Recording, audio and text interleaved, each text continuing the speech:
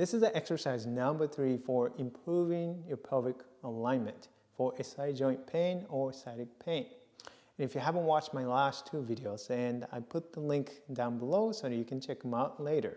And they don't need to be done in a sequence, you can do it in any order.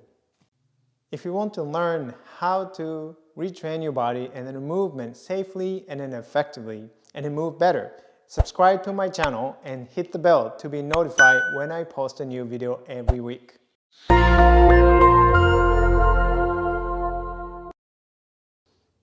I am Taro Iwamoto. I am a Feldenkrais practitioner. With my backgrounds in athletic training, physical therapy, martial arts, and the Feldenkrais method, I have helped many people like you overcome and then move beyond the pain and the limitations. Now it's your turn, and let's dive in. It is very important to watch the entire video and do the exercise and without any distraction so that you can fully attend to your body and to get the best results. So let's go ahead and lie down on your back.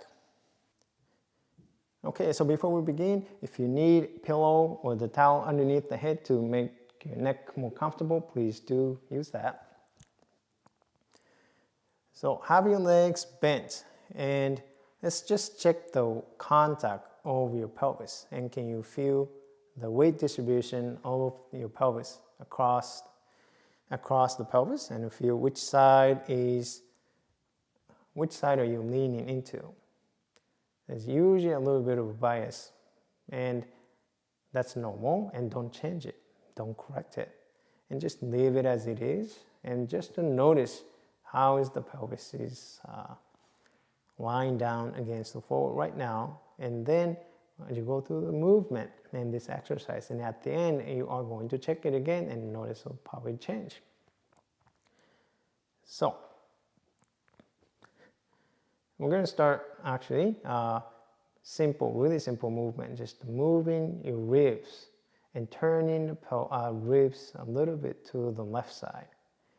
So you can think about the right side, okay, lifting the right side of your rib cage away from the floor, just a tiny bit. Or think about just taking the pressure off a little bit, just lightening your right side of your ribs away from the floor, and then let it come back down. And don't make a big movement. So if you try to make a big movement, you maybe notice you hold your breath and you tense so much, and movement gets harder and uncomfortable. So that's really not the point.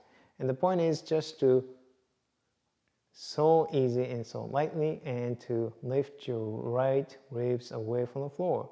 And as you do that, and can you feel the left side is pressing into the floor. And then let go, and then let the rib cage return to the starting point. So if you did last exercise where we did press in the right foot, press in the left foot, and then align the pelvis to turn left and right. Similar, and this time with the rib cage. You're lifting the right ribs, allowing the ribs to just lightly to the left side. So the right side moves away from the floor, and then the left side presses into the floor. And then let go, return.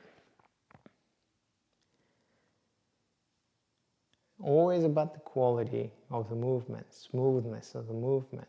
It's not about quantity, it's not about the range of motion, it is not about the speed, it is not about the repetitions.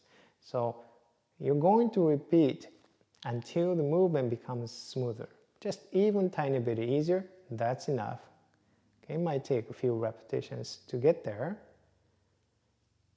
But if you're not paying attention to the smoothness and the coordination and the quality of the movement, then you may not really notice a change in the quality of the movement. So you really do slow down the movements and then pay attention to your body so you can feel it.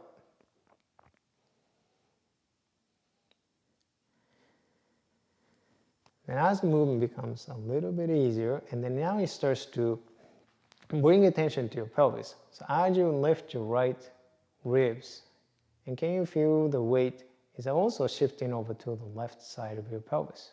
And if not, and can you allow the weight of the pelvis and shift a little bit to the left side? as you lift your right ribs.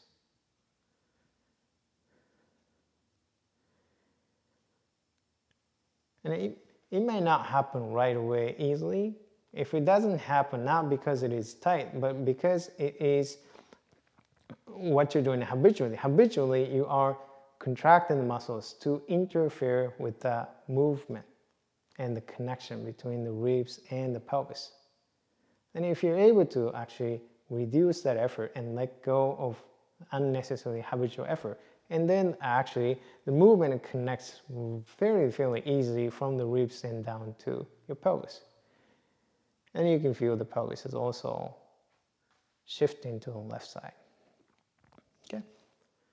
Once it gets easier, then now switch over to the left side and begin to lift the left ribs tiny bit away from the floor and allowing the weight to shift over to the right side of your ribs.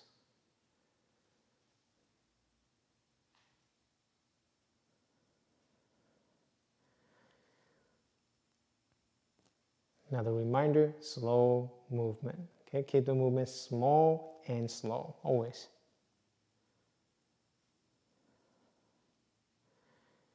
And then begin to allow the pelvis to turn to the right if it hasn't been already,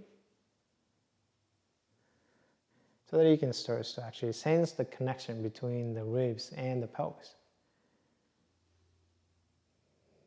But if you don't sense the connection really well, and that's because of the habitual muscle activities that's interfering with the connection.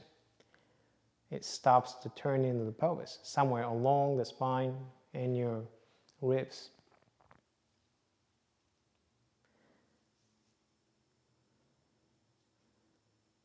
But if you keep and stay with the small and slow movements, and eventually, and you can start to let that go, and then movement becomes a lot smoother and easier. And at that point, you stop. So take as much time as you need. Okay, I'm not giving you a specific repetitions, a specific time, and just focus on the quality of the movement, and then you stop when the movement becomes a little bit smoother, and then switch sides, and then do that. Or if you get tired, then of course you stop. So now you check the contact and the weight on the pelvis, and do you notice any change? Is the weight more evenly distributed? You feel more balanced? And well, let me know in the comment if you notice any change from the beginning before you did this exercise. Does it feel more even, more balanced? And go ahead and sit up. So just like the last two exercises, and this exercise involved the use and the movement of the ribs and the habitual movement of the ribs, and are going to influence in the use of the pelvis too. And then by doing these movements and improving the coordination between the ribs and the pelvis, and then that helped to balance out the tones around the pelvis and the hips, and then that which will improve your pelvic alignment. If you want to improve your back pain, be sure to grab your free movement guide to pain-free back at the link below. Check out these videos, and if you like this video, and hit that like button, and be sure to subscribe and share with your friends. Comment below how helpful you found this video was. Thank you so much for watching.